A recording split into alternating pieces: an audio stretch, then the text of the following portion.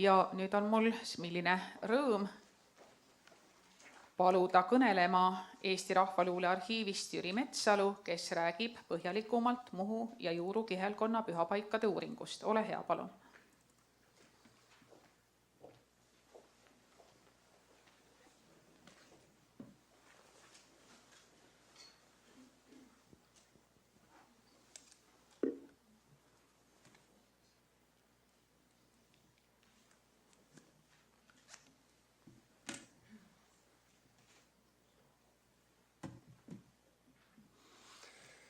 Aitäh, head kuulajad! Mina kõnelen teile täna kahe kihelkonna alal toimunud looduslike pühapaikade uuringutest, millest ma siis ka ise olen osa võtnud. Muhu kihelkonnas töötasin ma kaasa põhiliselt pärimuse kogujana, salvestajana, videoülesvõtete tegijana, pikkade ja põhjalike välitööpäevikute videona, aga Juuru kihelkonna välitööd on ka mu enda ette valmistatud ja selline pikk aastaid kestev projekt.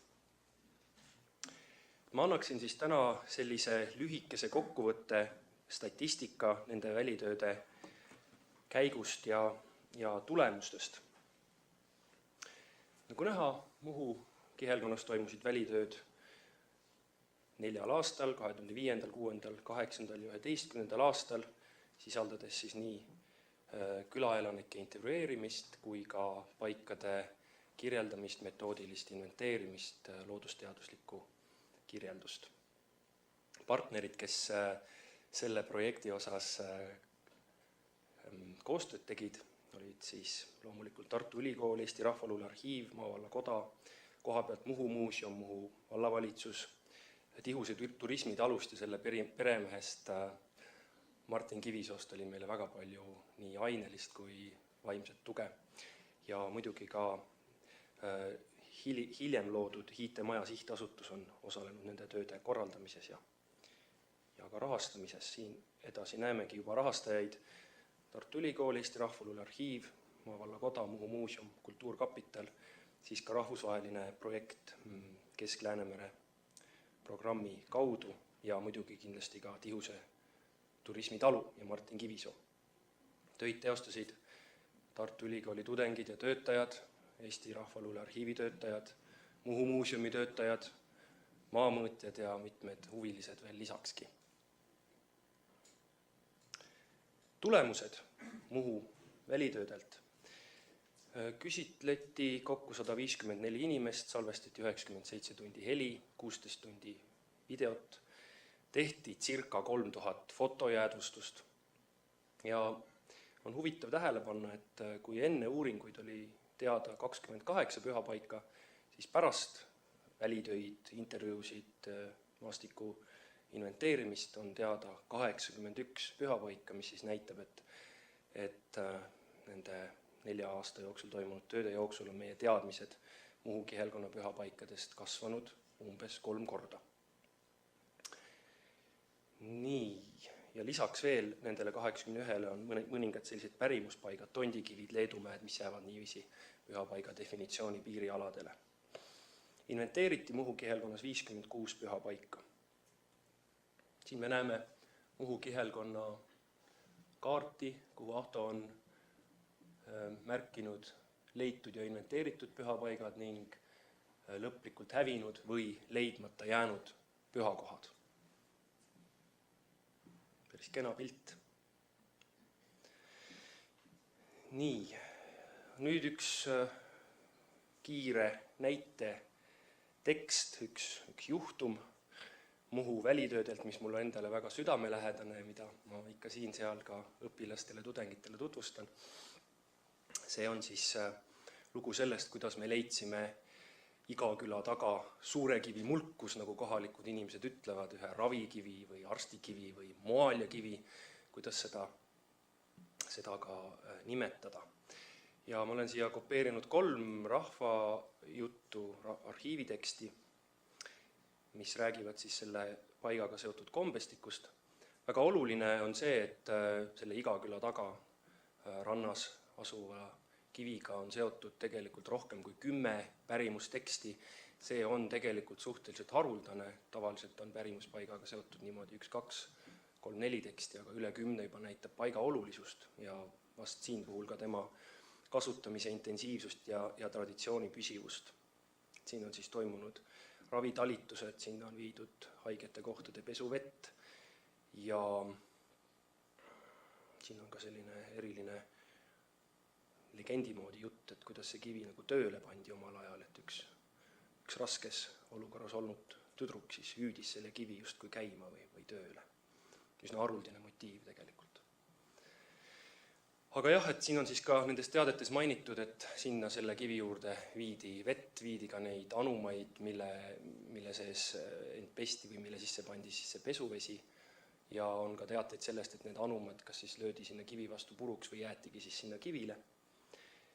Ja mina siis selles piirkonnas intervjuusid tehes kohtusin sellise hästi toreda kohaliku vana naisega, kelle nimi on Salme Abe ja keda ma intervjueerisin 24. oktoobril. Ja ta viis mind metsa nii kaugele, kui ta jaksas tulla, istus sinna puuvirna otsa ja ütles, et rohkem ta ei jaksa tulla, aga vaata, kõnni mööda seda kiviaeda, siis kääna sinna, siis kõnni sealt mulgust läbi, siis kääna sinna, siis mine sealt sarapikust läbi, siis jõuad sinna kiviaia juurde, siis seal on üks mulk ja vaata, seal mulgus peaks olema see kivi. Ma leidsin sealt mulgust selle kivi, tegin pilti, jooksin tagasi, võhmal olin, väga elasin läbi, seda nii tore oli. Läksin tagasi Salme juurde, Salme vaatas fotoaparaadi pealt, jah, tundub, et on see kivi. Aga me tahtsime olla täiesti kindlad, siis me panime mõni päev hiljem Salme džiipi ja viisime ta kohale. Ja tuli välja, et seal ongi see kivi olemas ja väga oluline on ka see, eks ju, et see kivi ei ole loomulikult kaitse all on mõnevõrra eemal olev suur kivi, mis on siis jäänud omaaegsetele kaitse alla võtjatele nagu silma. Et paiga vaimne vägevus ei pruugi alati olla seotud tema füüsilise suurusega, ta võib olla väike koht ja väga võimas, aga ka suur koht võib olla võimas. Ja mis on nüüd oluline ka selle paiga mälestiseks tunnistamise juures tulevikus on niimoodi, et kuna Heiki Valk oli meiega kaasas, siis me julgesime teha väikese augu sinna kiviserva. Heiki võttis niiviisi, pani endal varuka sõrmede vahele, võttis varukaga neid kilde välja, et järgida tava, et mitte puutuda neid ravi tegevusest sinna jäänud potikilde ja pudelitükke. Nii et selline arheoloogiline kinnitus ka veel. Aga mul hakkab aeg, võib-olla otsa saama, ma ei saa nii pikalt siin niimoodi helgelt teile kõneleda, kujutate ette, tegemist on ainult ühe kohaga nendest kümnetest ja kümnetest sellel saarel. Et iga selline koht pakub sellise elamuse meile. Nii, läheme siis juurukihelkonna juurde. Juurutööd on tegelikult toimunud nagu pikem aja jooksul. Ma hakkasin neid ette valmistama juba tudengina, kui ma kõigepealt tundsin huvi katolikuaegsete kabelikohtade suhtes. Kuskil 2003. aastal panin kokku sellise põhjalikuma pärimuse kogu erinevate, umbes sellise samalaadse kogu, nagu praegu on meil siin need andmebaasid olemas, tollal andmebaasid olid veel arendamisel. Ja siis korraldasin esimesed välitööd, alguses võtsin 3 kihelkonda ette, 4 erineval kuul käisime väljas, see oli 2004. aasta kogemus, tuli välja, et on liiga suur tükk, siis korraldasin järgmisel korral 2009. aastal uued välitööd, kui olin ka lisaks arhiivitööd teinud ja täiendanud siis seda varasema pärimuse kataloogi, mis meil kaasas oli. Ja oluline on jah nende minu korraldatud välitööde puhul see, et ma uurin seda pärimusmaastikku laiemalt, ma uurin seda kui sellist suurt vaimset tervikut, kuhu kuuluvad muu hulgas ka pühapaigad. Et see pühapaikade osa on siis see koostööpunkt nende teiste asutuste ja ühtlasi ka selle arengukavaga. Nüüd 2011. aastal sai veel tehtud täiendav selline inventeerimine ja kaardistatud kohad üle käidud ja ka loodusteaduslikult kirjeldatud. Nii, partnerid jälle, täiesti klassikaline pilt, ikka meie arhiiv ja ülikooli asutused, arheoloogia kabinet, looduslike pühapaikade keskus, aga muidugi ka Juuru vallavalitsus, gümnaasium, rahvamaja, IT-maja, sihtasutus, Mahtra muuseum ja meie väike seltsing ka seal koha peal, Juuru kihelkonna kohapärimuse selts. Töid teostasid siis jällegi tudengid, töötajad nii arhiivist kui muuseumitest, kui ka näiteks Eesti Televisioonist või ka Balti Filmi- ja Meediakoolist, meil oli operaator kaasas. Nii, toetajad, näete, palju on toetajaid, hüppame siit edasi. Lihtsalt oluline, et riiklikud programmid on ka siin taga ja väga erineva tasemega toetajaid. Tulemused.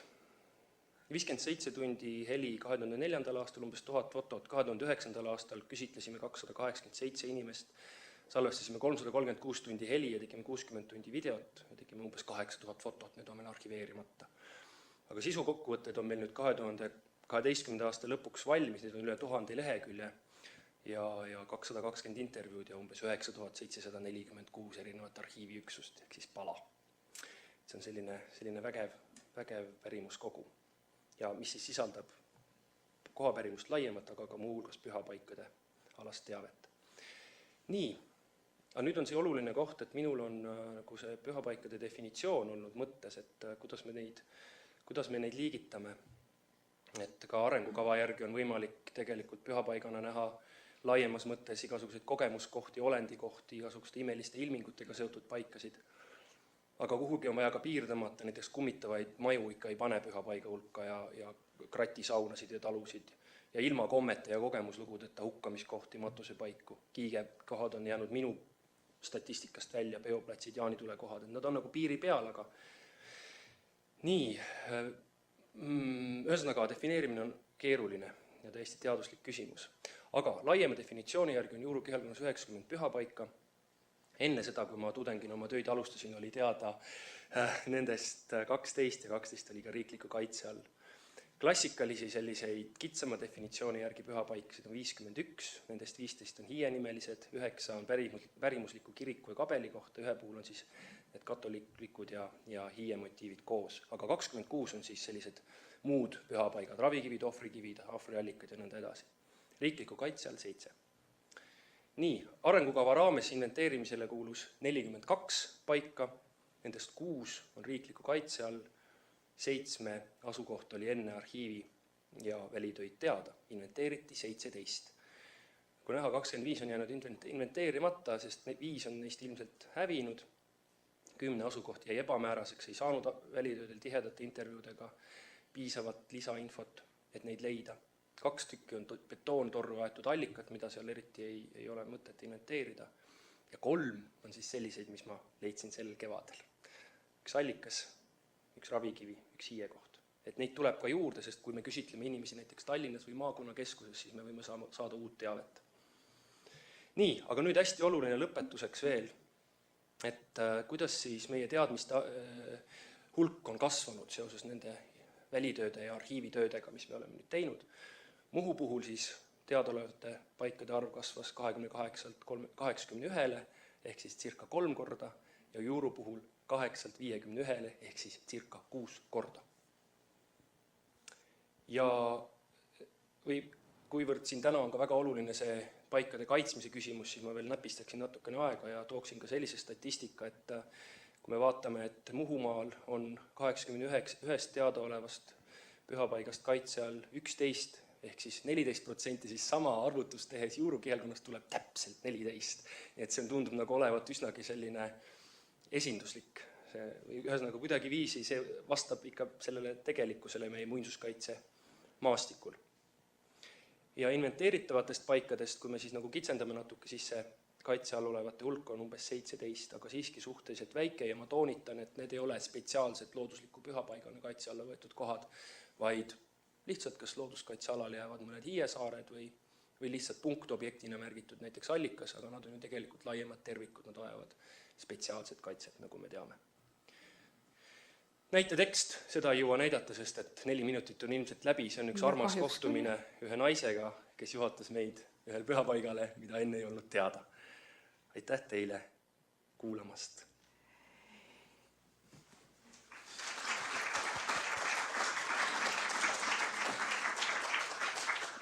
Suur aitäh sulle statistiliselt eriti muljetavaldava ettekande eest, mis oli ka üksiti sisukas. Üks kiire küsimus ettekandjale, palun, kui neid on.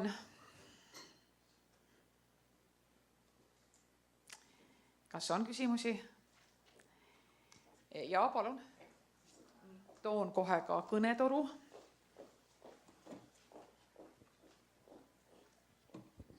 Andre Hilp.